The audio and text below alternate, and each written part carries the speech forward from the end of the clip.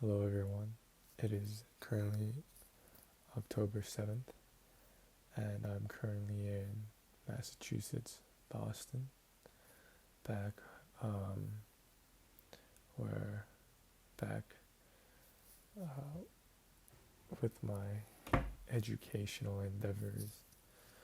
Uh, it is currently 6:22 in the morning. I don't know why that always feels important for me to bring up the time. Uh, I'm gonna check how long it's been since I last uploaded uh, the Seongsu related. So it's been 8 days since I last uploaded uh, anything related to the Seongsu Art Fair.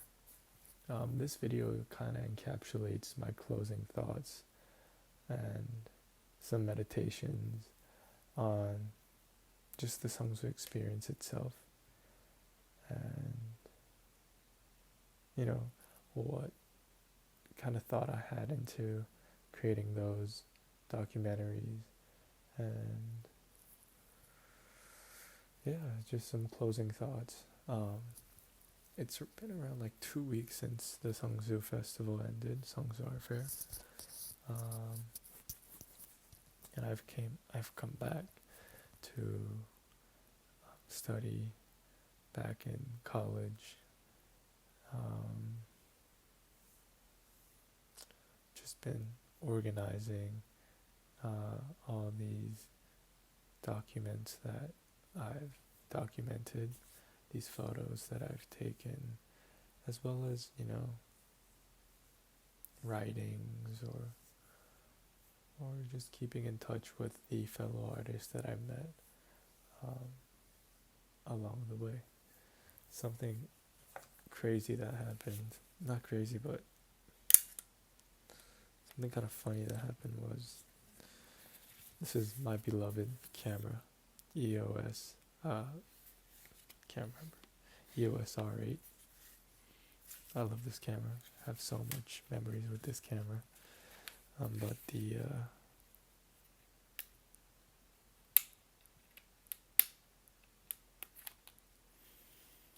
SD card, I always have this SD card now plugged into my computer, and it's bent because I dropped my computer, and it dropped like this on the side. Anyways, the how many series is it? The 6 episodes of the Seongsu Ar Fair documentary were there to give you some aspect of what it was like for me to be there. But mainly, the reason why I call this YouTube channel an archive is because when I created it, I didn't want it to be completely public. In a sense, of course, when you're uploading it onto platforms such as YouTube, you're taking into account that anyone can have access to the things that you're uploading it.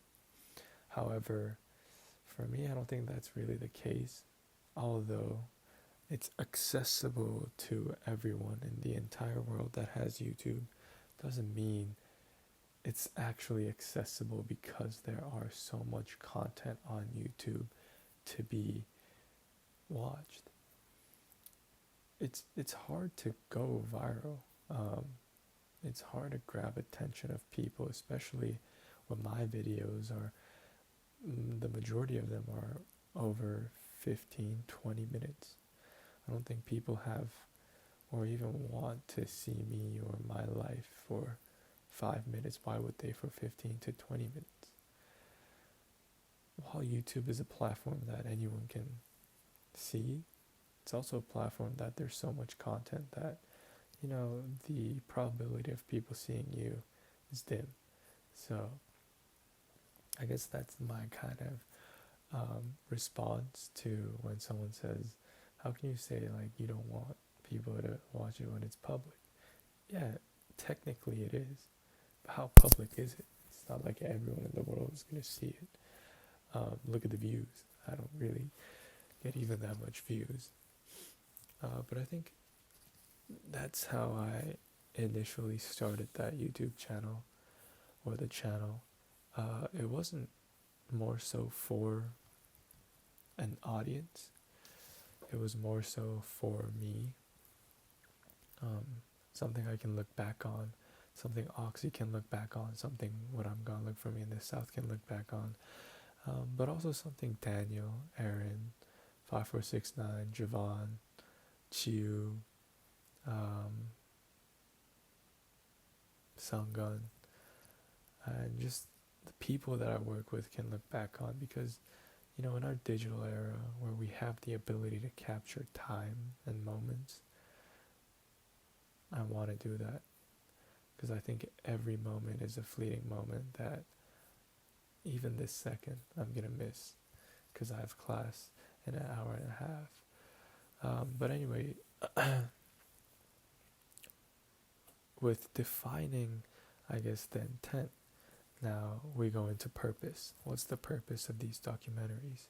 Well, the purpose of these documentaries is to build a honest interaction between me and the person that I'm working with, but also an audience that is growing. This might be, I guess, like, for some people it might be like insignificant. However, if you imagine 536 people in a room, that's a lot of people, right? So 536 people is still an audience. Of course, I'm not directly sharing these videos, but there's still an audience that are interested enough to follow Oxy. But also the purpose of this is to show the artists around me and in my community that I'm doing these things, that I feel genuine love for these endeavors, and I'm taking action, and furthermore I'm recording it so you can see what the process is like. I think having these documentaries foster and nurture the trust in building a community in which I want to build in Boston as well as in Korea and all over the globe. But I have to have evidence of my hard work. I have to show that I'm willing enough to participate in these events, but also constantly be holding a camera in this specified case. I wanted my documentaries to be longer, but at the same time I realized, documentaries sometimes don't have to be that long. And I'm still trying to figure out the most accurate way in which I can represent the kind of nuance that I want to bring with documentation. But also I want it to be entertaining enough that just random people will come across it and be like, wow, this is pretty cool, this is pretty entertaining.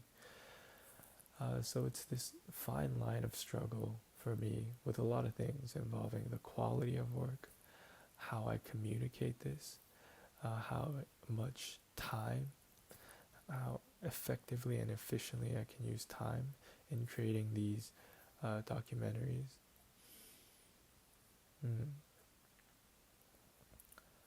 Obviously, I think there's a big difference in between someone recording you and you recording yourself in a vlog style.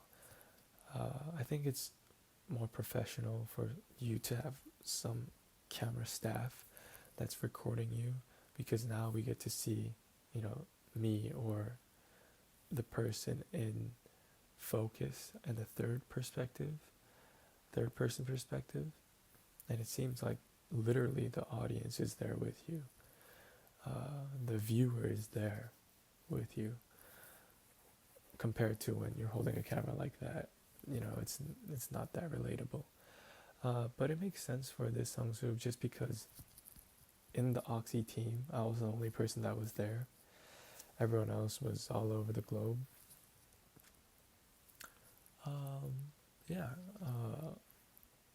I think some things apart. I mean, some things from the documentary weren't defined clearly enough, or maybe I have this OCD to define it clearer. Uh, the music was, it was all like a fun session of freestyling with 555 Museum. I think that freestyle session was like an hour and a half. That really like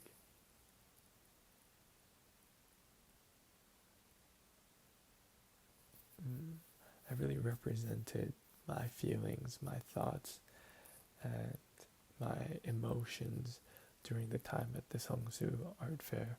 And I felt so much during that 1 week time. Um, it was hectic, busy, non-stop organization, documentation, just creative vision, all of that. And although it was hard, I think because it's difficult and challenging, you have that many more memories to be fond of. And since that like freestyle thing happened 2 days before I was leaving Korea, it was really, I was like vomiting. Like I felt this, I felt that, in a musical way that I thought was really nice to put in the documentaries because it's authentically me, authentically Oxy, and it's a great way to represent thoughts, emotions, and action by heart. So in the music sense, everything was the freestyle. Recording sense, it was more in a vlog style because I didn't have any camera staff. But if I think about it, I mean, yeah, because I was the only one there. So it's less professional, but in a positive way, more intimate. I don't know.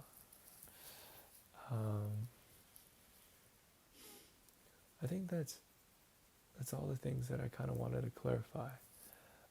Furthermore, for the Oxy and Friends documentary, it's not going to be me recording the camera. It's going to be more third person. It's going to be more professional, I hope.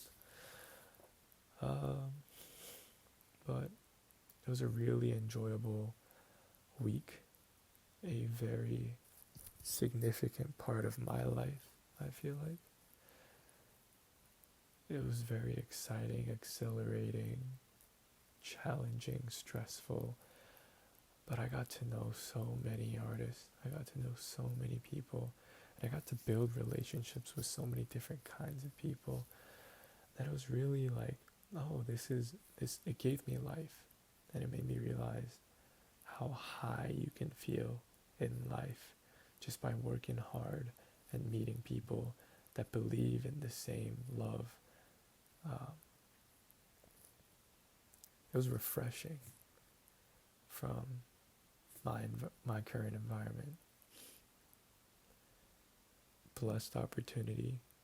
So thankful for that opportunity because I think it really changed my perspective on art and my future and the amount of love and greed I have for art now.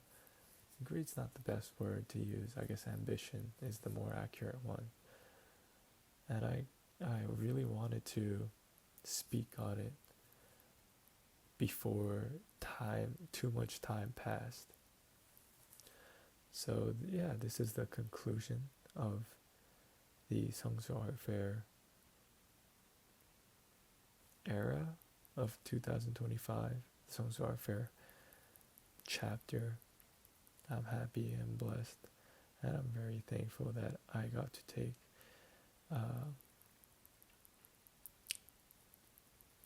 I got to experience this, and this is just the raw footage of me opening my laptop, going to a photo booth, and just recording myself talk and reflect and cherish these moments while it's close enough to me. So these documentaries are a representation of that, as well as um,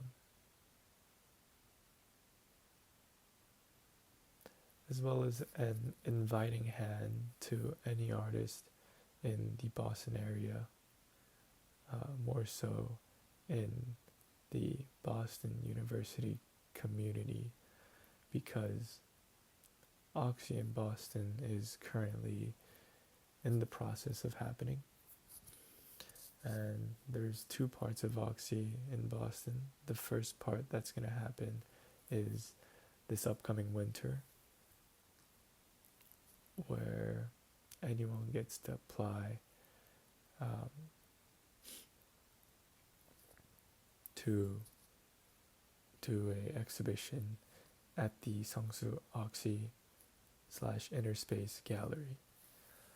This is a informal invitation to everyone that's interested in maybe partaking in a 3-artist exhibition in Seoul, Seongsu-dong, at the Oxy / Inner Space Gallery. All you have to do is send me your portfolio. I'll make something more like a poster or a system that's more accessible, and accessible in both information and application, but in a very informal sense, to kind of kickstart this Oxy in Boston, the first portion of it. Yeah, so send me your portfolio, or a portfolio with however much work you want to put in. It's not this. Maybe I need to record this in a different video. But yeah, it's just my final thoughts.